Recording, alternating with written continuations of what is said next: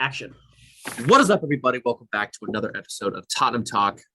Maybe we shouldn't be so excited today because we are talking about Southampton loss, Wolves loss, in this current state of Tottenham Hotspur Football Club, which seems to be dire, at least by the fans' point of view. No pun there, by the way, dire.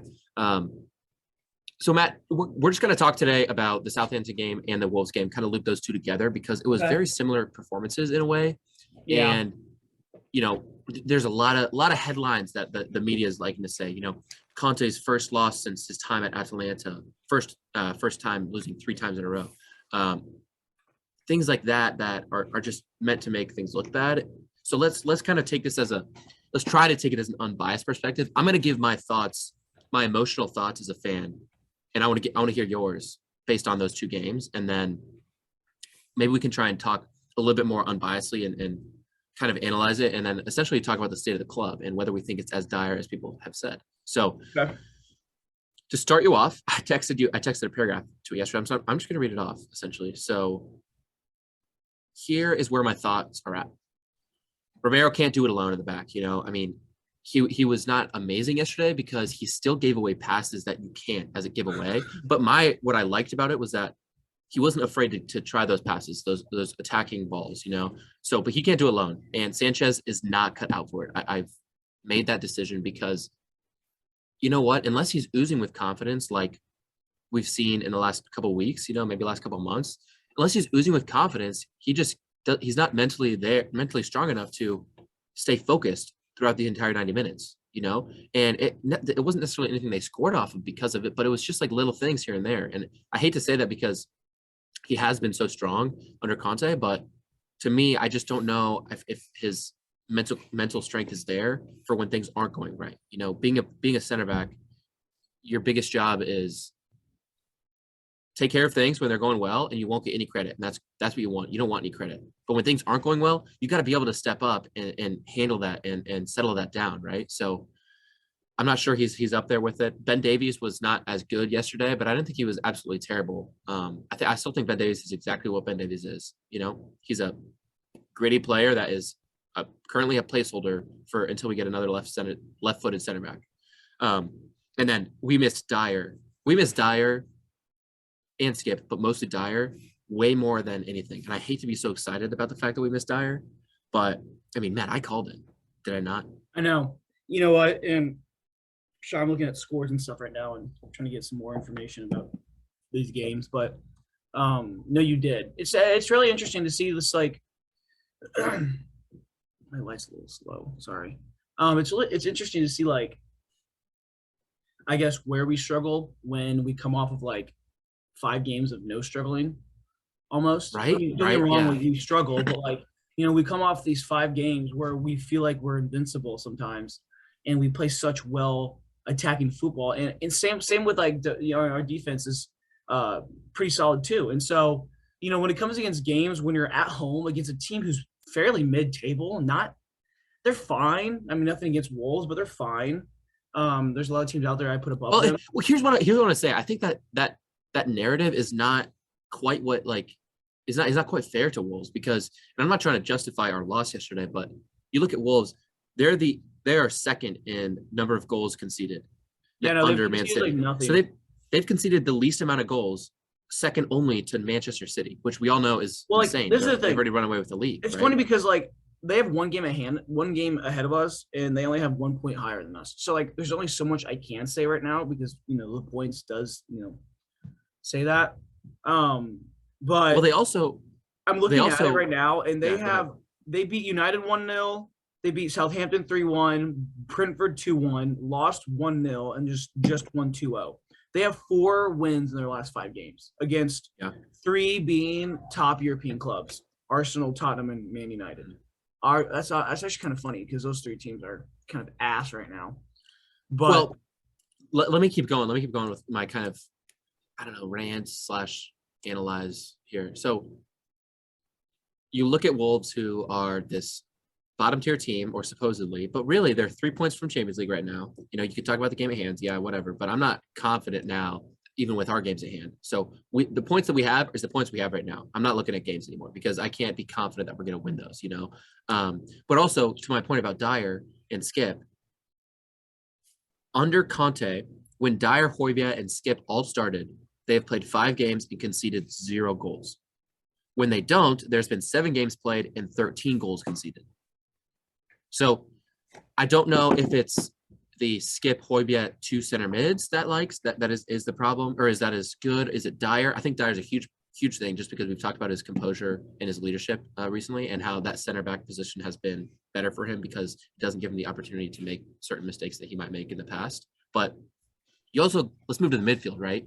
I think a midfield 3 is necessary. I mean, Wolves outclass us in midfield, Neves and Podence especially. Like they had more numbers, and Bentancur and Winks essentially couldn't do anything until the last 15 minutes when Winks decided to play, and he actually looked okay. And Bentancur looked good all game. A couple things here and there, but there's little things like that pass he played to Son, and Son just kind of shanked it with his left foot. I don't know if you remember that one, but it's like little things here and there where it's not just our defenses to blame here. They scored 2 goals, both of which came from Lloris.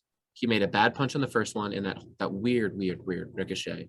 And then second one where he decided to play Ben Davies a through ball to the corner where Ben Davies didn't have anything to do. And then Ben Davies tried to find feet, and he should just gotten it out. So, there's an issue. But I don't know. What are your thoughts on that? Because I think the midfield is our biggest issue right now. I'm kind of going all over the place, but maybe give me your thoughts on our defense, the part Eric Dyer plays in that. Like, I don't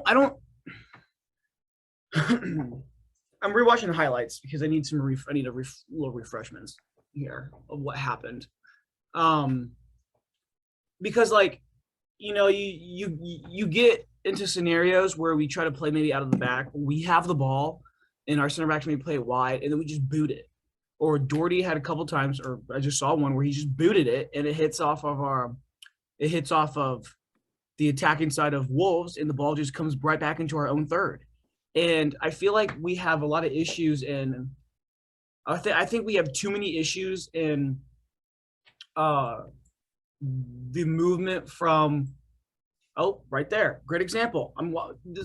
My gosh. In the 52nd minute, the ball gets played from Romero to Sanchez. Sanchez takes a touch forward. Too big of a touch. Jimenez or Podence is right there. Right gets on him, and we lose the ball in our own third. And I think these are simple mistakes. And it's because nothing against Sanchez, but our center backs aren't good enough to hold the ball like that. Romero is. I think Romero's good. I think Dyer's good. Sanchez, I don't think is. He's too sloppy. And that goes to my point, right? We gotta ask the question now: Is Sanchez? Is he there for it? This also goes into our wing backs because we've had the issues there too. Not maybe so much Reggie, but I mean, don't get me wrong, no one can be perfect. But right. I'm watching these simple mistakes that we're making, and I mean, I'm not surprised we didn't lose 4-0. But you got to realize, when you're playing at this high of level, like, play with your mind. Play with your mind. Don't play. Don't. And I feel like too many people play maybe like they don't use their knowledge in the game. Well, it goes to appearance. You know what I'm saying? I mean, we know all these players. To a point where I feel like, sorry, I'm going off my little rant, but you're fine. Coming off of, your 3 strong center backs playing for a very prestigious club. I feel like at this level, there's no room for small errors like that. Maybe when you're 20, 21, 22, when you're getting into the league and you're new into it, yes, you maybe have errors. But Sanchez has been here for 3 years. Why is he making stupid mistakes? I don't get that. I mean, so it goes into what I was talking about. Off of 2 losses, his ass would be sat next game. No question in my mind. The only thing that it's just so frustrating seeing, and I'm watching these highlights, like, that's a goal. That is 100% a goal. And I don't know how Jimenez didn't. And Sanchez is mad. Be mad at yourself, Sanchez. It's frustrating seeing this because, like, we're trying to have progressive play from the back, from our which I like, to our midfield, and our midfield is getting better. And you're not wrong though. Our midfield needs to be better. We still lack that kind of. Bentancur has been doing well at that, but Winks is kind of our DM, more of our DM, I think. But when we try to switch the point of attack, because obviously when we switch, then the defense switches and more gaps are created, and that's how you attack. It's so frustrating seeing the one the one, I guess, position on the field that shouldn't necessarily be driven the ball so much. If they do, they cannot lose it. They absolutely cannot lose it. Same reason. If you're in front of goal and you're a striker and there's no goalkeeper, you're not missing. Theoretically, right? So no, theoretically, right? I have a couple things that. Go ahead. Go ahead. Are you? I mean, to end it. I mean, it's definitely you can't run my screen. It's definitely challenging and tough as a fan watching shit like this because of how much better of soccer, heck, Wolves even played than us, and what we are more capable of. And Conte came out and said, it's the same old mistakes, same old mistakes. And you wonder like, what else can I do as a manager? What else can I do as a player or a fan to where these guys can have better morale and genuinely play better? I don't understand. I'm saying, like, it's very, very hard to, obviously watch this as a. Here's my thoughts. But, so, sorry, are you good? Are you good there? Yeah, you go for it. So, this might be a little bit of a tangent here, but so I saw a quote from De Gea, which Man U are having a lot of the similar issues. I think. I mean, you look at their team on paper, and it's a fantastic team. I mean, Ronaldo, for goodness sakes, alone, right, should be like, okay, this team's good. But it's just not there, and it's not happening. And De Gea said that he doesn't know what's going on, and they don't know what's happening. They don't know what's wrong. They don't know. That you just have this feeling of confusion, right? And when you look at our team, I really hope we don't start to get into that area, especially from the fans' point of view, because it's very easy to be very heated and very emotional about right after that game, right? Which I'm kind of glad we took the night to not record right after and kind of think about it for a little bit because, take Sanchez, for example. He's a player. He's been at the club for a long time. He's been through a lot of the highs and lows of this club, but he's still making those same mistakes, right? Like you said, he's a Premier League center back. Why is he taking that touch and letting like that is such an easy touch to make if it's your debut, if it's, there's some sort of nerve, and I get there's always going to be nerves when you play a game, but it's almost to the point where we've got to clean house. We've got to get rid of those people that are suffering still from the past, pains that our club has suffered. Whether that's the Champions League final loss, Poch getting sacked, whatever it may be. We got to get rid of those players that aren't up for the task and haven't moved on. And I think Sanchez might be one of those players who, is obviously a very skilled center back when he plays, but when he can. But right now, and at certain moments, he just is capable of certain mistakes that are just unacceptable at the level that Tottenham and Conte expect us to be at. I mean, after the game, the interview was talking about top four, and he said, in all honesty, it's hard for me to talk about top four because I'm used to fighting for other things, for other targets. Yeah. And that was just kind of like a whoa. Exactly. I'm so used to, yeah. That's and for so long as a fan, I took that for granted. I took top four for granted. I mean, yeah, I felt once we got over the hump of getting into top four and we're there for a long time, it was now, okay, wow, we're going to win the league this year. But now it's like, are we even capable of that? And it's easy to lose faith in the squad. But when it comes down to it, I think we gotta look and not panic, right? And I think you gotta fix little things here and there. And I think it really is little things. I mean, there were moments yesterday where we should have scored. Harry Kane, Son, and I'm not gonna call them out and criticize them necessarily, but they got to score those. I mean, I mentioned the Bentancur pass to Son. That's a given. I mean, typically you'd think 9 times out of 10 Son scores that. Harry Kane a couple times he should have scored. A couple of headers went over the crossbar. I mean, it wasn't a million opportunities, but it was enough to give Wolves a run for their money and take control of that momentum. What I think got the best of us, and I think Patrick talked about this when he was on last week, was, you look at the chances that we get, and you're not going to score all of them, but you got to put away the chances and punish them. And we did that against Brighton, but we didn't do that against Southampton, and we didn't do that against Wolves. I mean, one in particular was Reguilon's open sitter one-on-one with Southampton's keeper last week, and he just missed, and it's moments like that are the difference between a good team and a great team and a top team, So can we get there? Yes, 100%. There's a couple things we got to change. So when you ask that question now, especially as fans, we're wondering, what is that change? What do we do from here? Is it just we have to wait till summer and get rid of players? Is it this? Is it that? Is it Conte? I've seen all sorts of random and somewhat crazy stuff on Twitter in terms of people calling for change. But the way I see it, it's pretty simple. I think we need to switch to Conte's 2-forward system and play with 3 midfielders because we're getting outplayed in the midfield. And the reason that when Højbjerg and Skip and Dyer all play together, we concede so little goals is because Skip and Højbjerg shut people down, And if you add Bentancur into that mix and play with 3 midfielders and maybe 2 up top, maybe it's not even Son. Maybe it's Bergwijn because we've seen Bergwijn succeed as that second striker position.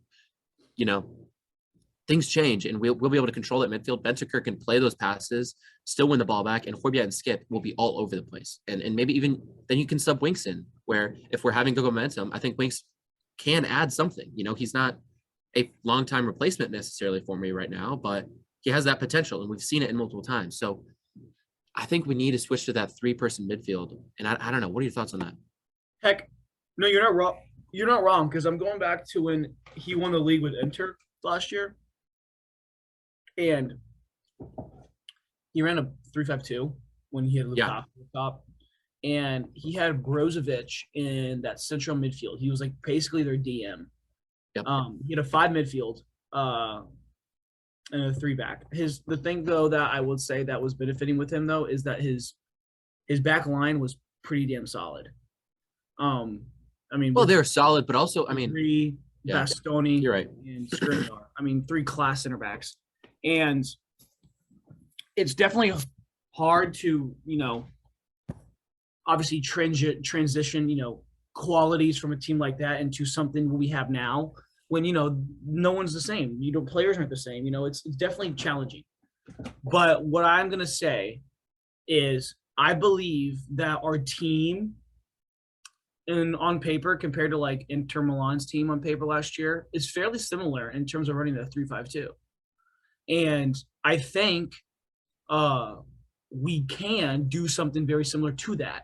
Playing that 5 midfield would be huge. Maybe Winks central, or Skip central, and then your little side guys are Højbjerg and Bentancur, or Højbjerg and Skip, or whatever it may be. And then your outside mids are going to be more like a Lucas and Kulusevski, and then up top you put your Son, Kane, Bergwijn if you want, and then your back line is Davies, Romero, so on and so forth. Right. Obviously, the tactics behind it are very, very important. But I think that we have the ability to have a team like that. There's no doubt in my mind. Right. There's no doubt in my mind we can't put up 85 points again in the Prem, 90 points in the Prem, and one of these, hopefully in a couple of years, we can maybe achieve something like that.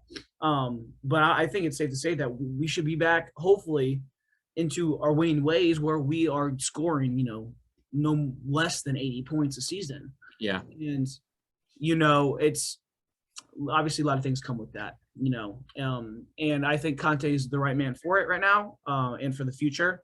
I just think it's very, very important that we really buckle down in terms of the authorities of Tottenham and basically,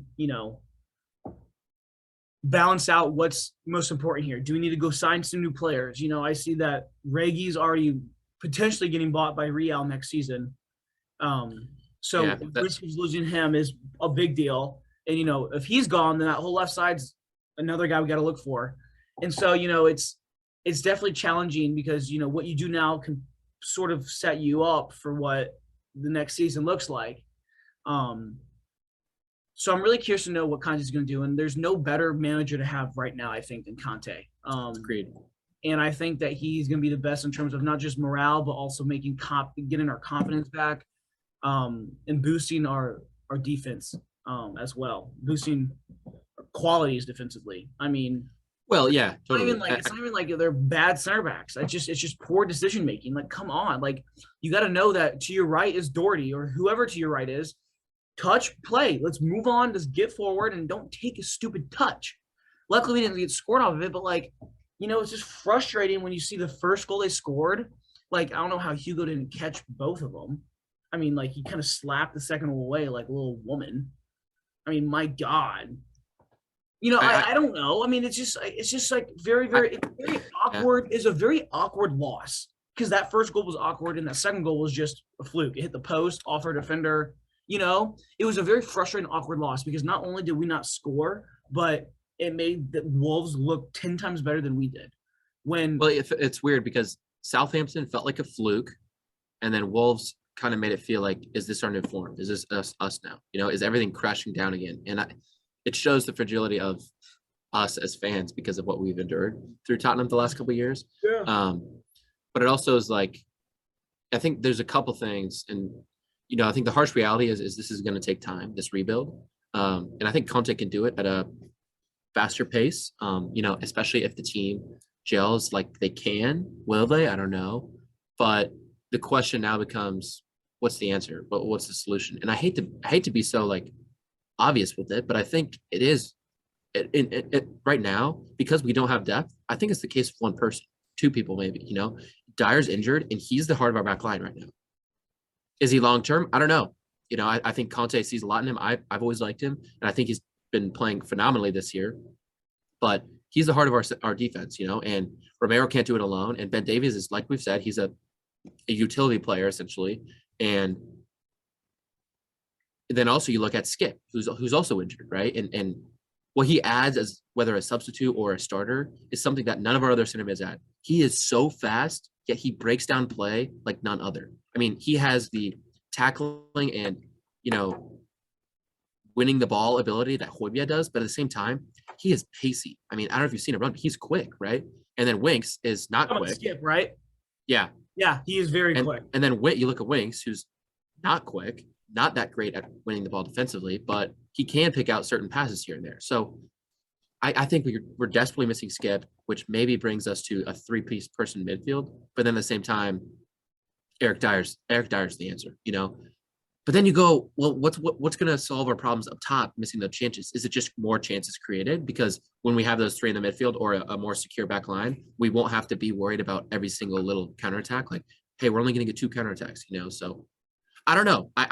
We play Man City coming up on Saturday. What's your, I guess, lasting thought, your ending thought here on what if you're Conte, what are you telling the players this week in training? I'm telling the players this week that Kane should get off free kicks. That's the first thing I'm saying. Because I think we're 0 for like 56. It's just keep going. It's going to be 0 and 57 next time we see one. Yeah. But anyways, the next thing I see, or the next thing I'd say to my players if I was Conte would be, we're good enough to be a top team. We have the quality to be the top team or a top team. Yes, we have injuries right now, and I understand that.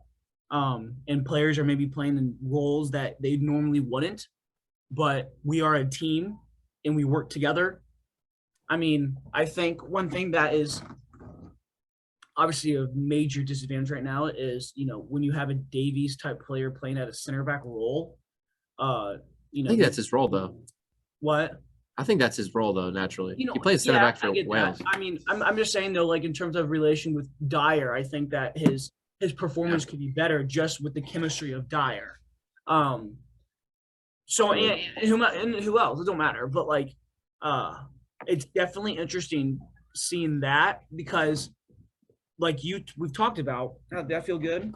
We've talked about how – you have, we don't have necessarily the depth on Tottenham right now. And the players that we do have, we're kind of just pushing into some positions to fill. Utility players is what we say. And I'm excited until that is, minimum.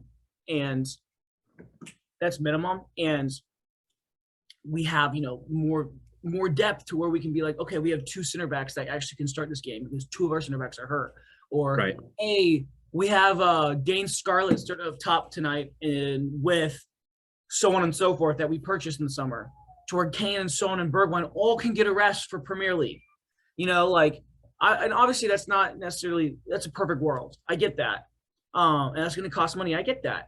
But there's definitely risk that needs to be taken and need to be involved when it comes to, a team that has this high of caliber, this Totally. this prestigious. And so Conte's got a big job on his hand right now. And I think not only is he stressed about it, but I think that the players are too. I think the players need a little bit more of a guidance right now, and I think Conte is going to do that. We're kind of in a rut, but I want to say, in the next game or so, we'll see a whole new, wow, what is this? What is this type situation? Hope so. Who knows? We always tend to do fairly well against City, home and away. I think we've always in the past at least, we have not been far off in terms of losing to them, in terms of 4-0 stuff like that. They've all been very low scoring games, at least in the past. But if not, I could definitely see us winning this too. Yeah. So or drawing, and it's definitely gonna. I forget, is it at home or is it at City? I think it's at City because we opened at it's- home That first makes game of the sense. season. We just had Southampton Wolves at home.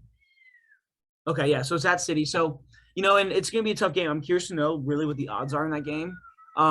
But the big challenge that I think Tom's gonna have is simply the numbers, and also